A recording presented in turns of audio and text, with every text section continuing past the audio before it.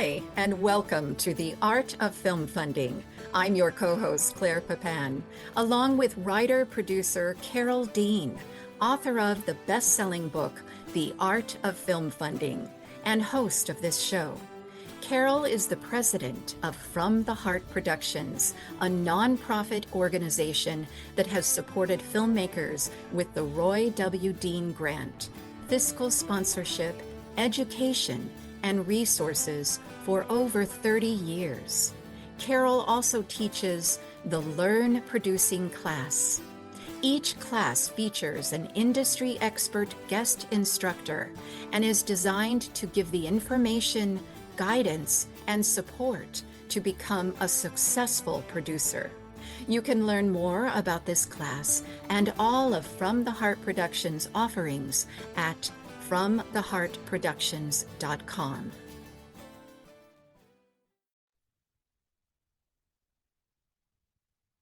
I'm Carol Dean with From the Heart Productions, and we're going to learn today how to build a strong film funding package.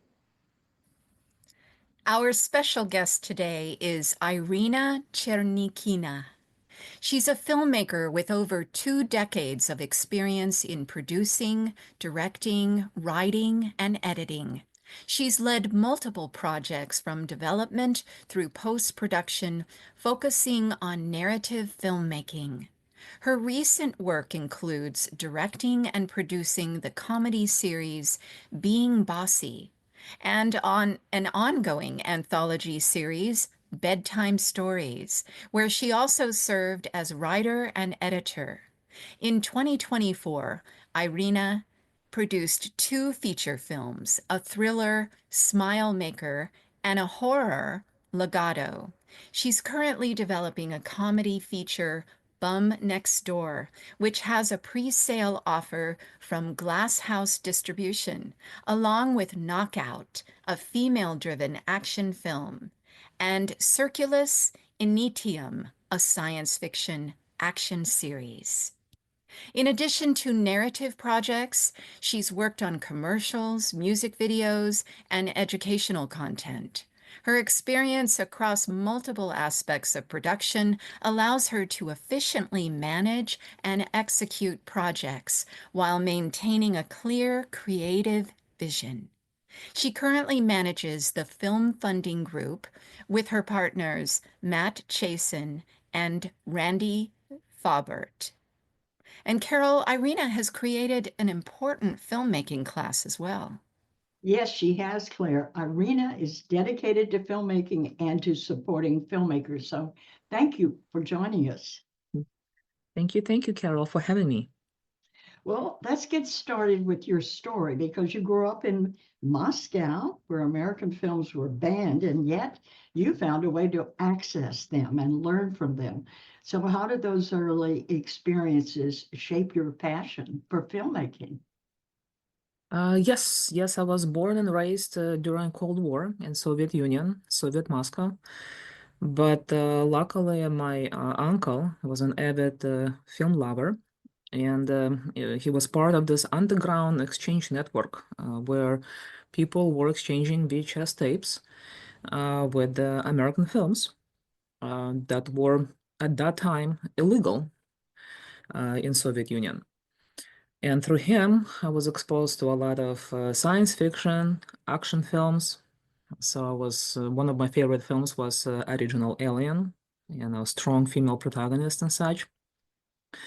And in addition, of course, I was also raised on classic Soviet cinema, absolutely fantastic films, French comedy, and Hong Kong action films as well. And all of that combined right now is reflected in my work as a filmmaker as well. Wow. Well, you originally pursued a career in medicine before moving to the US and diving into film. That's really quite a shift. So tell us what the turning point was that made you follow your heart and go into filmmaking. Well, at that time in Russia, and I think even nowadays things have improved. But there was a saying: if your last name is not Mikhalkov, don't even try to go into film industry. It's a very closed industry. Impossible to break into unless you already have a connection or name recognition, basically. So I followed, instead of following my heart, I followed my mind, and medicine was one thing that was always required. So I went to medical school, got a degree. I'm a registered nurse. Um, and then soon after graduating, got a job as a sales manager in a pharmaceutical company. Was working pretty much from the time I was 18 years old. I graduated by 18. And then 2 years in, I got an opportunity to come to US. So of course, when I came here, spoke no English language. Started with the English second language from level 0. And first 3 years spent just doing that. And eventually, once I completed English second language courses, I had to make a decision, what to study next. I was in a student status, and that's when I make a decision to follow my heart. And I figured I'm in the capital of filmmaking, and if I don't follow my passion that I've been since I was a child, I will regret it for the rest of my life. So I switched majors. At first, I think I was enrolled into programming, which again at that time was a very needed degree, easy to find a job. And I switched to film, never looked back. Fabulous. Well, according to your bio, you've done it all. You've been directing, producing, writing, and editing. But the key is that you said that funding was the biggest mystery of all, even after 20 years in the industry. So tell us, what was the biggest moment when you finally cracked the code on financing indie films? Yes, 20 years in the industry, doing a lot of commercial work, and always self-funding my own personal projects. When I went to film school 20 years ago, nobody was teaching the business aspect of film business. We learned art, the technique, but we knew absolutely nothing about how actually the funding is provided for films. And prior the pandemic, I was involved in multiple car accidents. So as the pandemic hit us and we were all in a lockdown and I was recovering from my injuries, I came across your course and from the heart, and you helped me to sign up for intentional filmmaking class. And that's when my eyes were open. For the first time in 20 years, I finally realized what the business side of the filmmaking. Um, and From that point on, I kind of got better and better in packaging my projects. And that was the beginning, no going back. And of course, with your help and Tom's help, I got my first pre-sale offer for a comedy feature, Bomb Next Door. Yes, I remember that script and I love it. But the key is that you were such a good student. In the intentional filmmaking class that Tom and I teach, we go through building your funding package, and a lot starts with your with the project description, the return, the comparisons. There's so much to learn. And you're right, once you get that package figured out, you're on your way. And that's what we want to really learn more about today. So I know that you created in 2023 the Film Funding Group to help filmmakers learn the business side of filmmaking. So, what was your motivation for starting the group, and what are your plans for the current information you're giving? Well, once I had an aha moment and I realized, oh, that's how movies are being made. That's how you get funding for movies. And at that time, I was also part of the NYWIFT, New York Women in Film and Television. And what I've realized, I've been surrounded by other, female makers primarily. And we all were like blind kittens. bumping into each other, trying to understand, how to get the projects off the ground. So after taking your course, I realized, well, there was a lot more filmmakers like me. It doesn't matter if you're a newbie or experienced filmmaker, the information is just simply not available there. So I decided to create a film funding group and start sharing the knowledge that basically I acquired with the sharing useful videos, also encouraging filmmakers to share their crowdfunding campaigns. And I would support those campaigns by putting a everyone tag and by the way, it's on a Facebook group is based on a Facebook. Um, and that's when I actually, for the first time, realized that a lot of filmmakers don't quite want to support one another. That was surprising because I was hoping to build a platform for filmmakers to come together, join our forces. And a lot of filmmakers are very much self-centered. They just want to work on their own projects. And when I was everyoneing, they would get angry that I was disrupting their peace, I guess, even though technically Facebook only allows to do it once a day. So that was an interesting revelation and angle on the filmmaking community per se. Yeah, But now it's been a couple of years since the group, I started the group in 2023, and we grew to over 45,000 members. Yeah. that's amazing. That is really amazing. So you learned how to overcome um, the negativity and build a positive group to work forward with learning how to fund their film, right? Yes, yes. I mean, one thing I do not respond to attacks and such. And when people would be complaining me, bothering them, I would just remind them that when they were ready to crowdfund their film, I would be there for them. I would support their film as well. Would send that call to action and such. So little by little, we got less and less angry members and more people who were actually supporting one another. Good. And That's yeah, it's a gradual process. Yes. well, tell us what are some of the biggest mistakes that filmmakers make when they're looking for investors, and what do you wish more indie filmmakers understood about preparing for funding? Mm.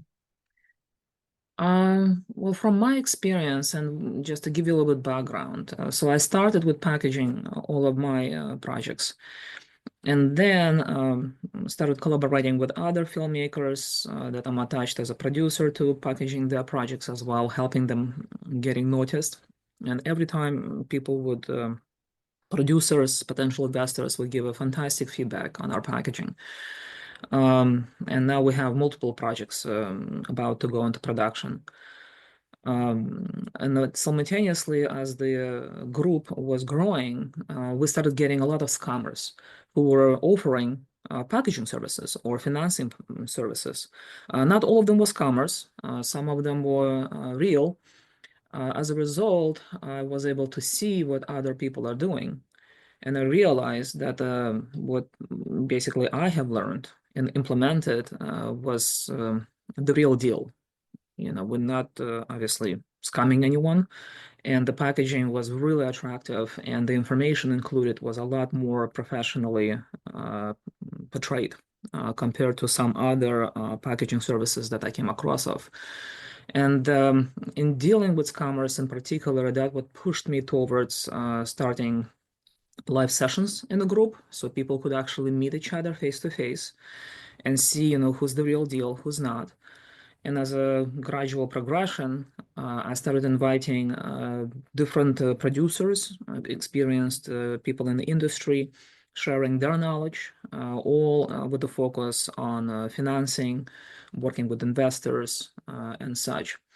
And little by little, I got to the point offering my own services and packaging as well. And that's kind of what gives you like a step-by-step progression to where I'm at right now. Okay, so you're hosting a monthly educational workshop on film funding topics like crowdfunding, IP protection, working with fiscal sponsors, and investor relations. So let's go over a few key lessons from these workshops and share some of that info with us, please.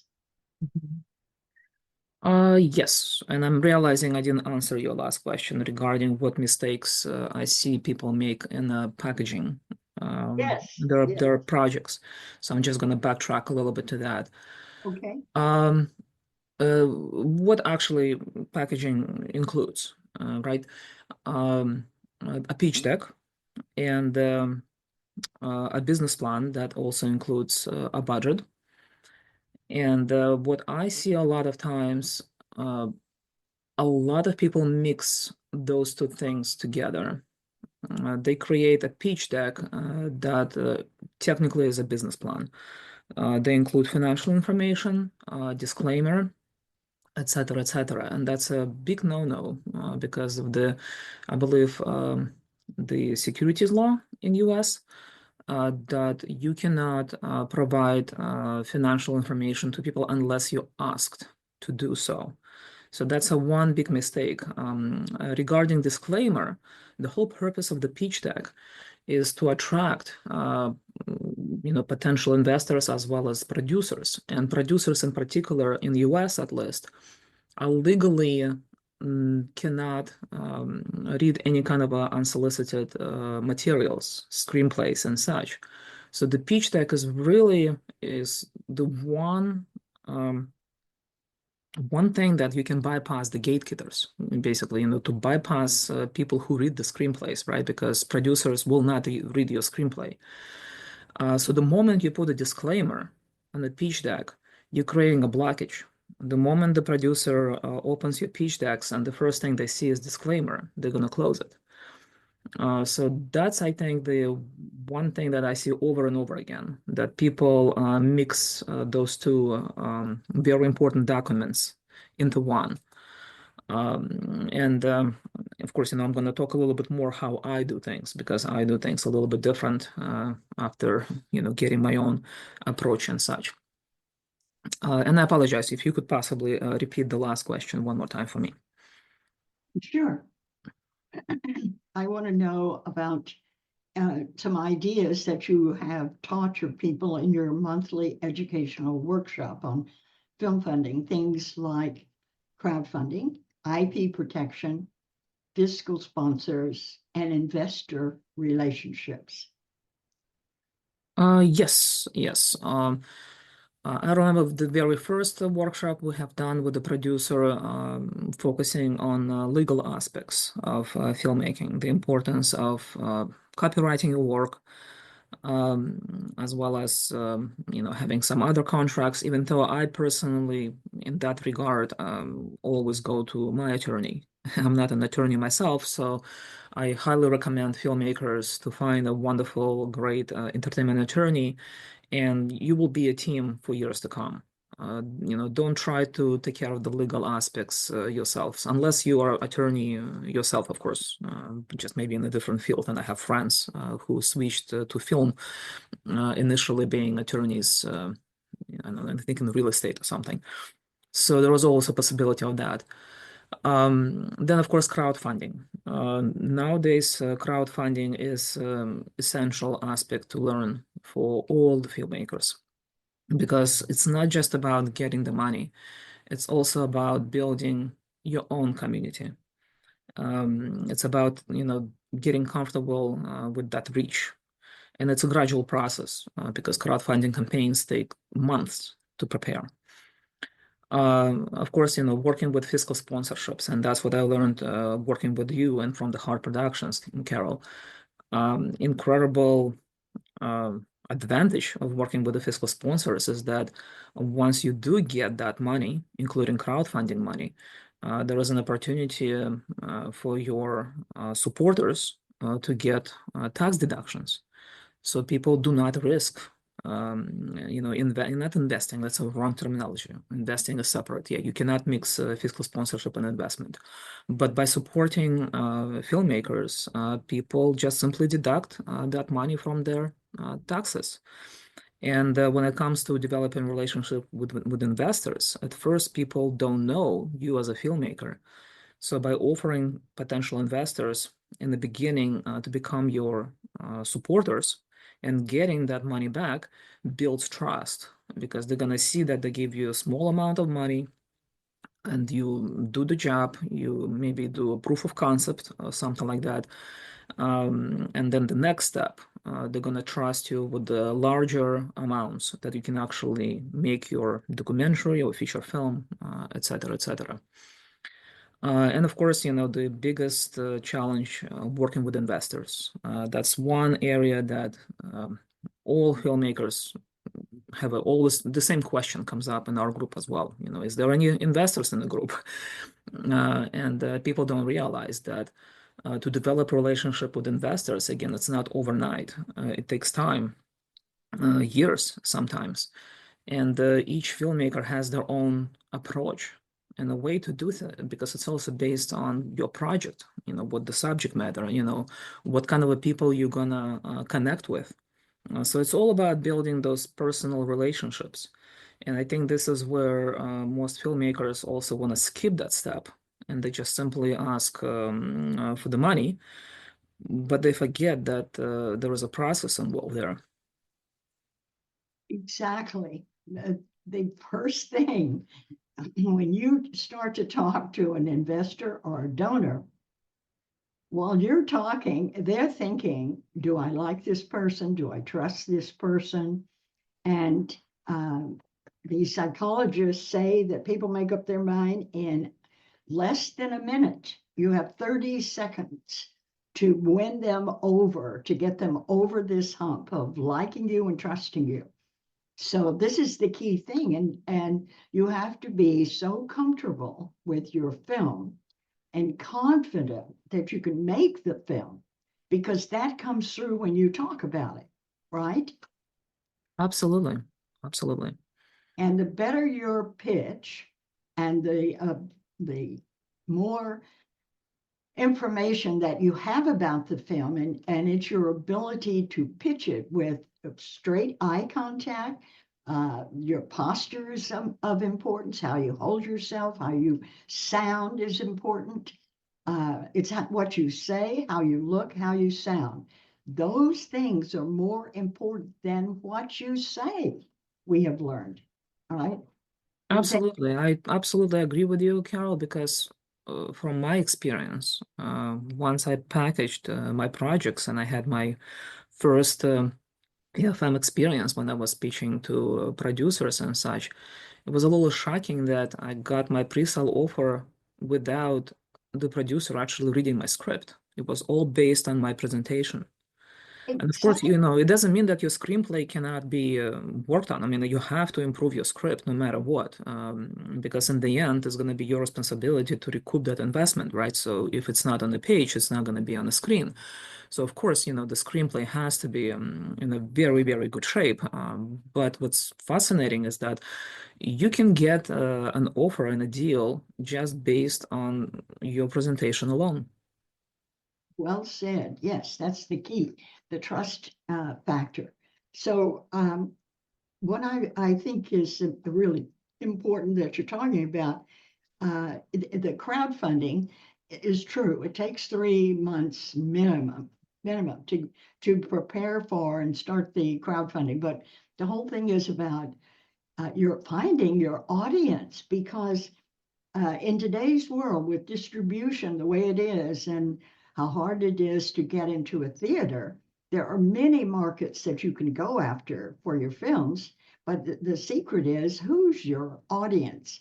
You need to know the demographics so that you know how to direct your film and edit it, and you can sell it that way, right? This is all important. Absolutely. Yeah, nowadays you have to pretty much know who you're gonna distribute or sell, who your, as you said, who your audience is during the development. which is very challenging. You have to have a fairly clear idea what you're going to do with your project way, way ahead of time, way before you even approach investors, et cetera, et cetera. Yeah. Exactly. Okay, well, let's get into film packaging because this is the crucial step in getting funding, and many filmmakers just don't know where to start. So let's teach us, tell us how to break down what a strong film package should include. Yes. So I have a slightly different approach. And again, because maybe I have an experience as a writer, director, producer, DP, and editor. So I understand the entire film production process. So when I work with filmmakers, I start with the screenplay consultation. And my consultation is really focused more on formatting rather than art. Even though I'm great with structure, that's in the high concepts. So if filmmakers do want to improve their screenplays, I work with them in that regard as well. But my focus for packaging specifically is on formatting. And the reason for that is that a lot of artists, filmmakers, they don't even realize that the screenplay is not just an art, it's also a technical document. A technical document that will be utilized by their team to shoot a film. So it has to be properly formatted in order to perform a proper breakdown of the script. And normally people do all those things in pre-production, but I do it in the packaging process for the following reasons. I believe that you cannot have a proper budget unless you have a proper schedule. And in order to create a proper schedule, you have to do a proper breakdown of the script. So it's like a domino effect. It's a step-by-step process. So script breakdown first. Based on the breakdown, you have a schedule. From the schedule, you create a real budget, and that's essential. Way too many times I have seen filmmakers reaching out to like line producers, and obviously line producers have already multiple budgets of different levels, and they just simply pull one of their, I call them templates. They tell them, okay, I want to make this movie for like $1 million, for example, and they already have a budget for $1 million, and they just simply give them like a top sheet for maybe a lesser amount of money. Because to do a proper budget, line producers usually charge anywhere between $3,000 to $5,000 and up, depending on how big the budget is and how much work it involves. So in my case, yes, I do it the right way. So the project technically is production ready after I'm done packaging it.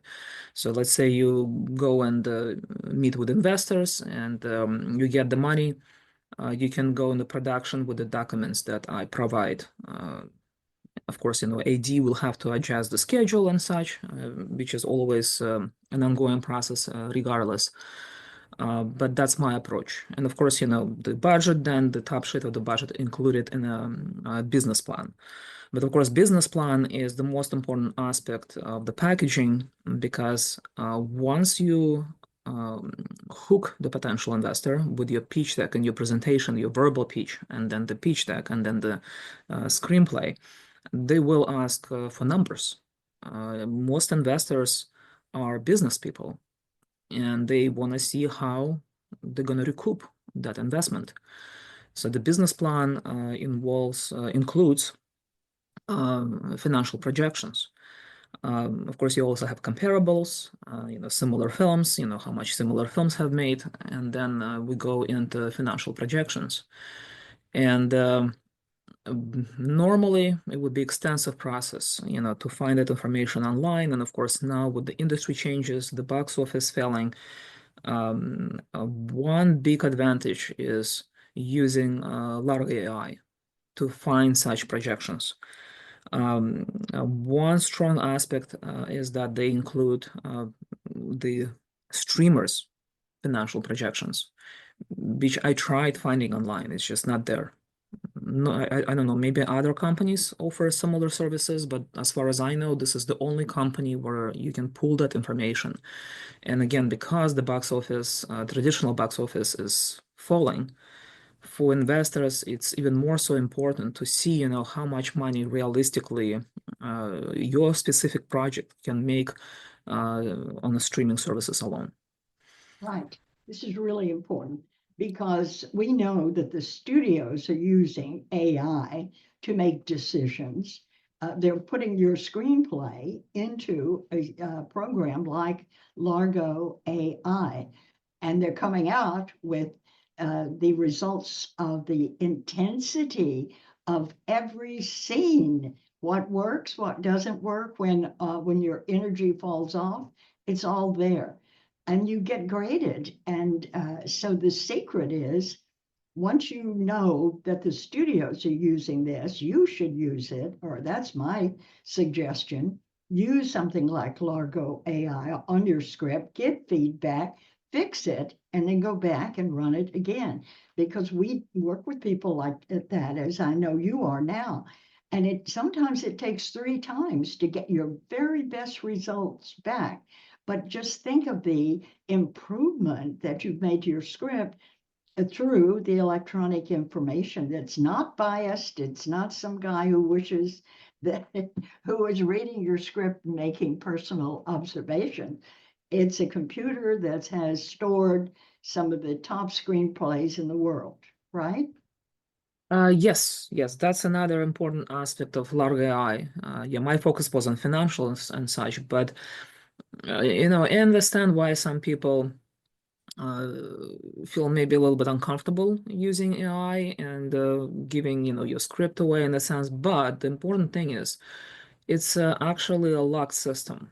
I mean, I'm currently utilizing two systems that utilizing AI, like Largo AI 1, and the other one is FilmView Stage, and they all have very high security standards.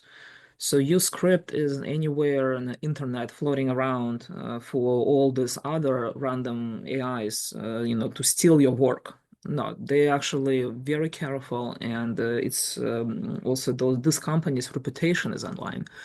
So it's going to be very specific to this specific platform. And with the Larga in particular, from what I understand, now they're creating their own database. And what they're doing, they're connecting producers and filmmakers. So that's kind of a next step. And also actors, they have their own actor database. So I think this literally is the future. And we have to learn how to collaborate with AI because AI is here to stay. It's not going anywhere.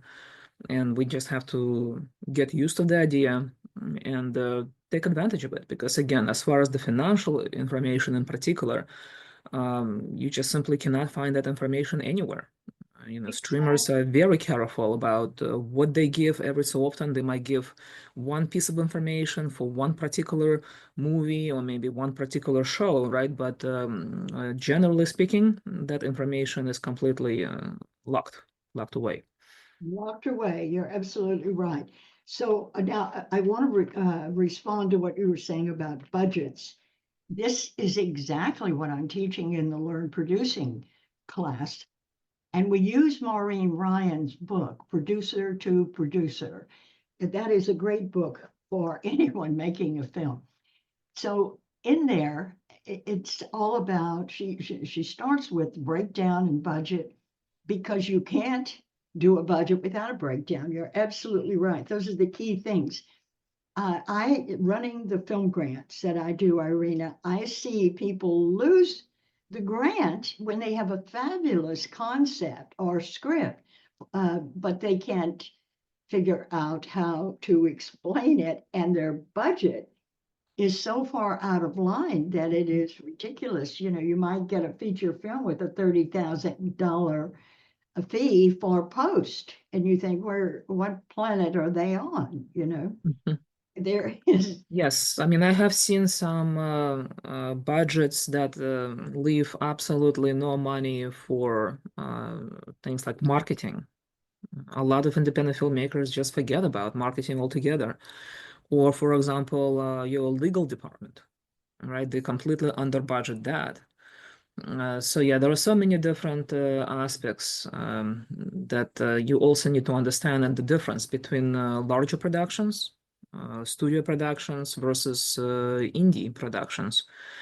Yeah, budgeting is definitely an art of its own. Right. And you have to defend your budget. So you no longer can you say, well, I'm the artist. You'll have to talk to someone else about the budget.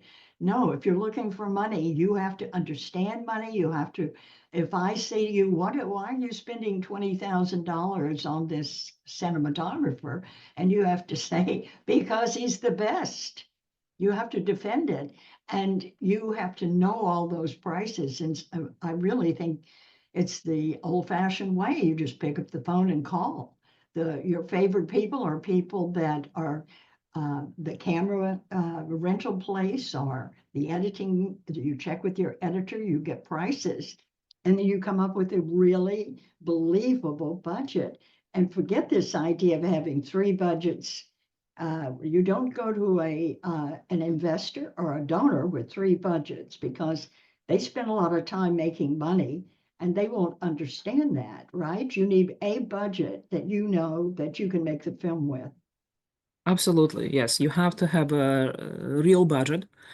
Of course, there's always, might be a little bit flexibility, specifically with the bigger productions when you're going to be attaching A-list actors.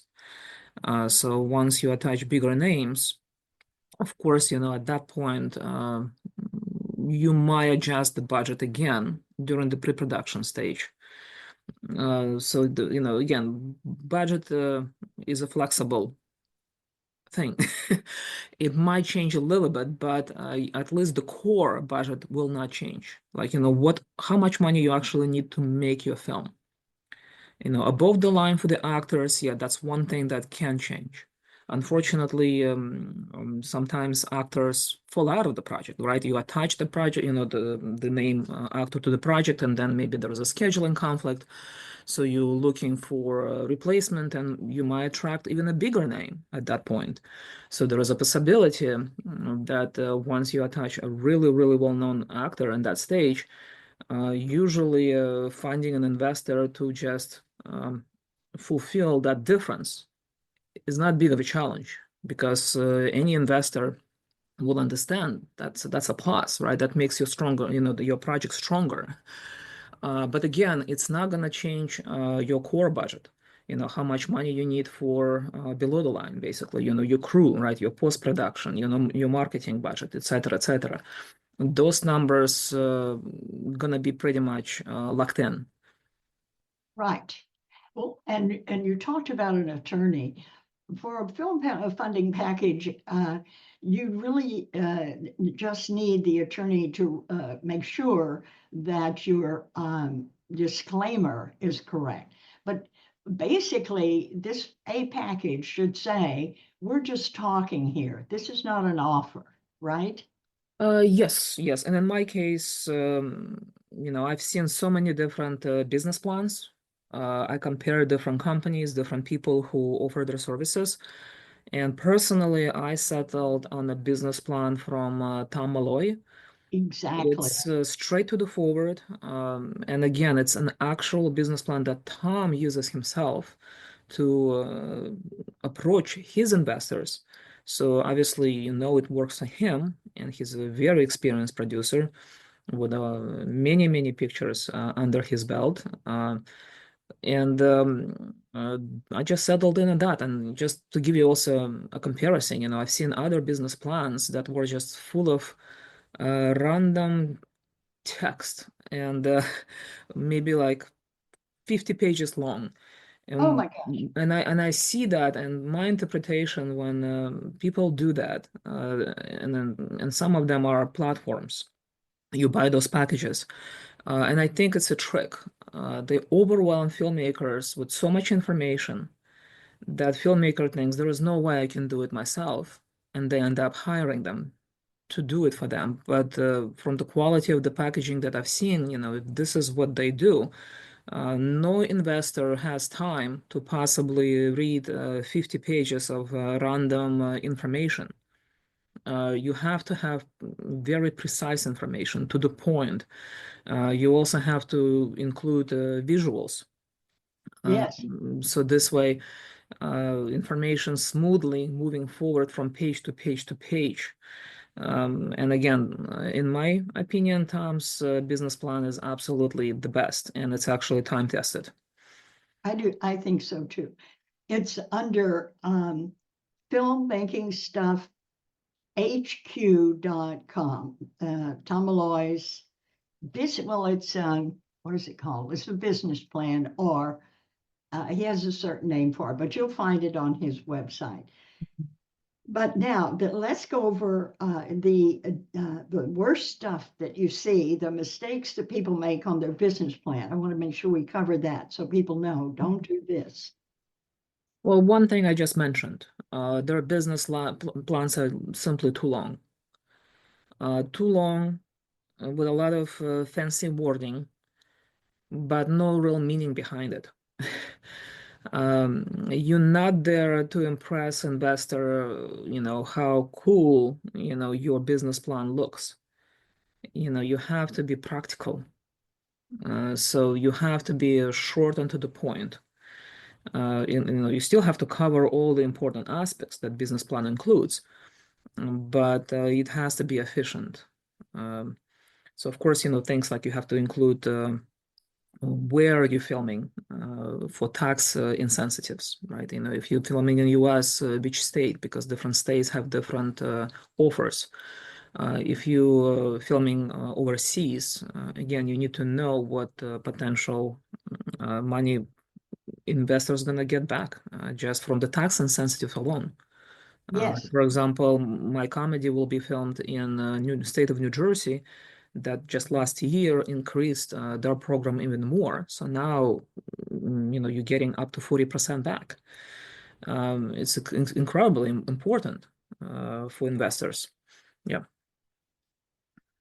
And if you're using the 181, you have to put that in. You really have to know your stuff to make these as a professional package.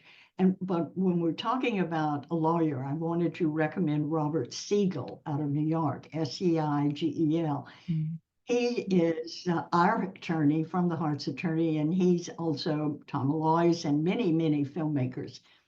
Yeah, Do he's my attorney as well. Yes, he's my attorney as well.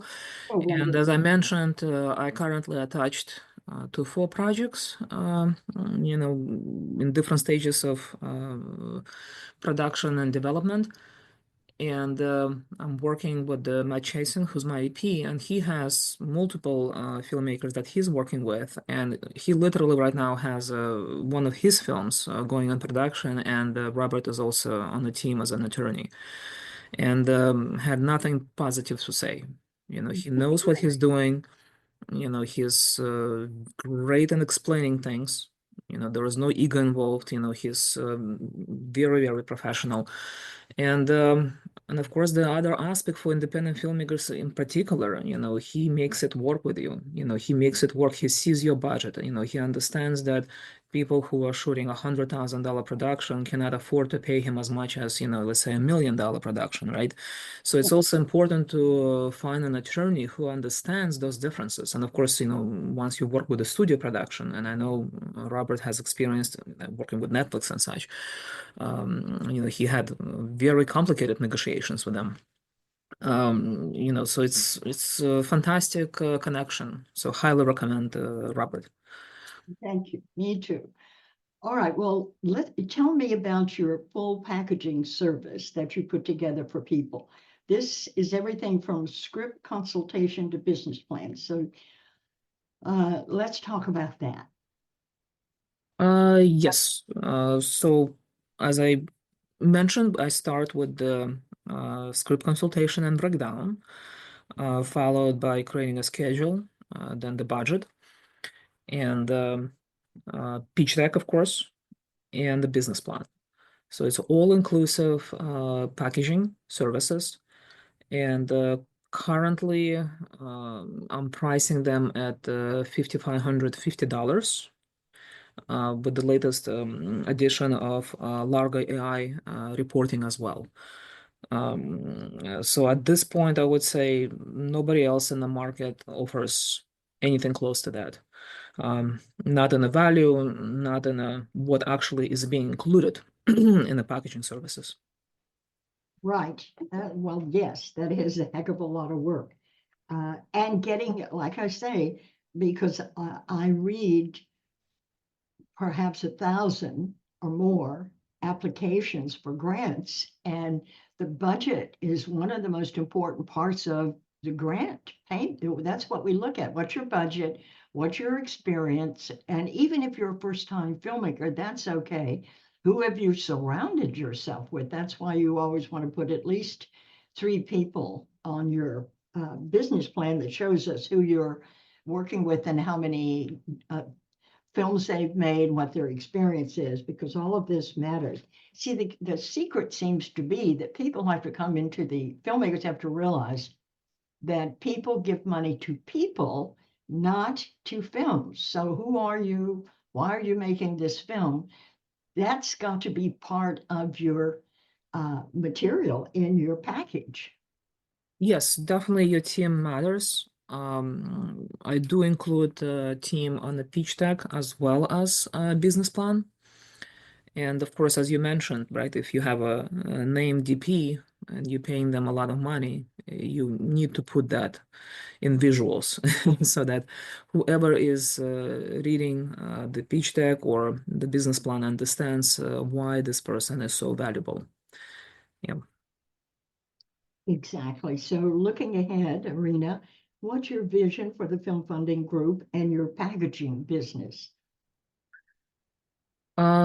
My hope hasn't died. I still hope that filmmakers will become more aware as they understand more and more how the film industry operates, um, as well as all the latest changes, because the industry currently is struggling. We're competing with the social media influencers, right? But instead of fighting all those elements, I believe that we filmmakers have to learn how to adapt and integrate all of that in our approaches.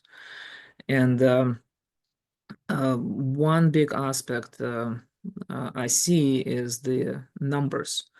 Like just to give you an example, Hollywood spends over half of their budget on the marketing costs. And the old-fashioned marketing strategies are no longer working because we can see the box office is failing.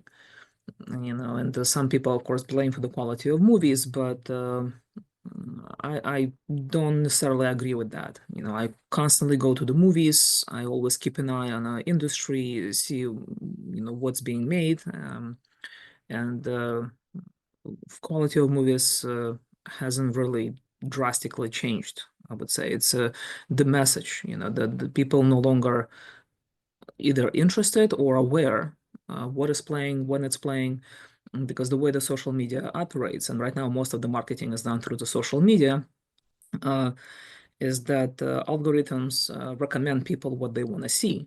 So in a sense, what I'm seeing is that Hollywood spends money on nothing because their movies are being recommended to people who would see them anyway. So it's very ironic. Yes. And that's where I see the new age of marketing is so-called organic marketing. People trust people. If your friend recommends something to you, you are more likely to see that. And I think this is where groups such as mine come in for filmmakers. If we can unite and just simply promote one another, we can just automatically increase those numbers. Like right now, we have over 45,000 members. Imagine if every single member would just simply like crowdfunding posts, share those posts with their friends. Then the algorithm recognizes that and picks it up and starts pushing those posts in front of the random people that nobody knows, right? And Yes. so the strength is really in numbers. So my goal is to continue with education, so more and more people will be aware, and eventually create a community of self-aware filmmakers who understand what needs to be done, and also building those relationships. Because if you are not going to be helping other people, let's say, to support their crowdfunding campaigns, then who's gonna come and support you, right? It's and I know right now the emphasis on the audience, which is extremely important, but I feel like, we completely disregarding the professional angle of it, right? That we are all into this together. And of course, in connection with the packaging services, um, from my experience, until I got a hang of it and packaged my projects, I didn't get any traction. Once I've gone through that process and understood what it involves, you feel more secure. Now you can approach people because you know what you're doing, you know what you're talking about. And the way I approach my services is that I don't just do the job of the packaging, I educate filmmakers. I share what I know. I want independent filmmakers to be truly independent.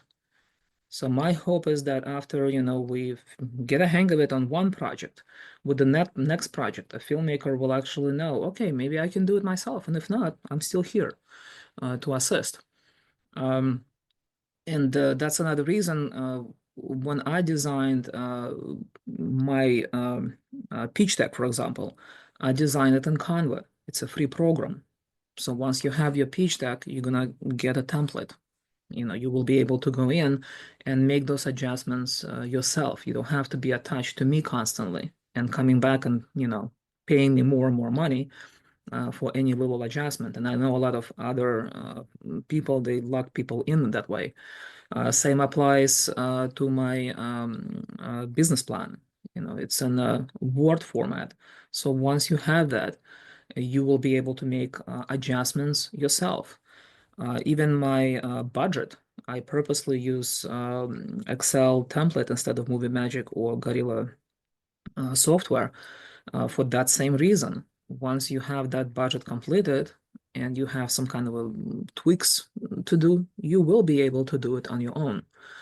Um, so yes, so that's pretty much my goal, to bring people together, to build stronger community and give them the weapon to make, the weapon meaning the packaging, give them the tools so that the project can go into production. Yeah. Well done. That's exactly what we need. Lily Tomlin said, "We're all alone together." In the right, we're Yes. all alone together. But the thing with the independent filmmakers is corralling them like you're doing so they can share and grow. This is a brilliant concept. Thank you very much for that. So, for the filmmakers listening who may be struggling to fund their dream project, what's one more piece of advice that you'd give them today? Well, yeah, the challenges I think is just part of life, and also any path that we choose, especially when you follow passion. So just, of course, never give up because usually people give up when they're just about to reach, what they worked for years to come. So yeah, and another thing is, I think in art in particular, a lot of filmmakers always strive for something more and better, and and they kind of hard on themselves in that regard, right? They're very self-conscious and they want that perfection. And I always tell filmmakers, the moment you reach perfection, you will no longer be an artist because the whole purpose of being an artist is currently to thrive for perfection. So it's just part of a job description, so to speak. Um, and I would say just enjoy the ride getting there. Yeah. Absolutely. Really good advice. Put some passion on the page, Irina. That's what you're saying. Show me some passion because when you lose passion, you're going to lose all possibilities for funding, right? Yes. Yeah. I mean, I love the name of your organization, From the Heart, because it truly is the key. We all connect through the heart, and that passion is what gonna hook people to join you on that adventure. Yeah. Thank you. Thank you so much, Irina. And thank you very much, Claire, for hosting the show. And we wish you lots of good luck and hope you'll come back in a year and give us an update. I wouldn't be surprised if you were up to 80,000 members by then. It's quite a possibility. Thank you, thank you. Thank you, Carol. You're so welcome, Irina. You have a good idea and a good heart. And the main thing is just keep helping filmmakers grow, because the more you do for one, it's exponential. You're raising the consciousness. Yes, yes.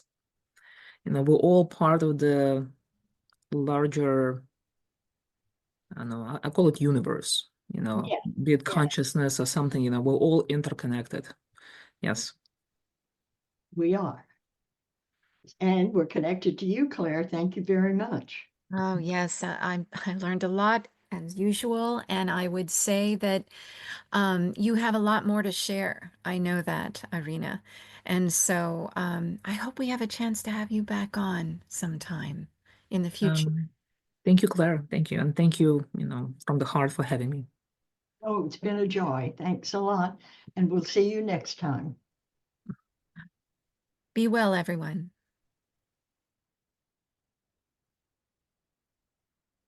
Now, in its second edition, Carol Dean's popular book, The Art of Film Funding, has 12 new chapters to cover all areas of film financing and how to avoid expensive pitfalls. Learn how to start with an idea and end with a trailer, how to make an ask for money, create your story structure and your trailer, legal advice, fair use, successful crowdfunding, how to ask for music rights, and what insurance you can't shoot without. Available on Amazon under Carol Dean and at FromTheHeartProductions.com. I want to remind our listeners that David Raiklin is a brilliant and talented award-winning musician who scores films and can compose music for a trio or for a full orchestra. David is a very good friend to the independent filmmaker and comes highly recommended by From the Heart Productions. If you need music to help tell your story, please contact him at davidraiklin.com.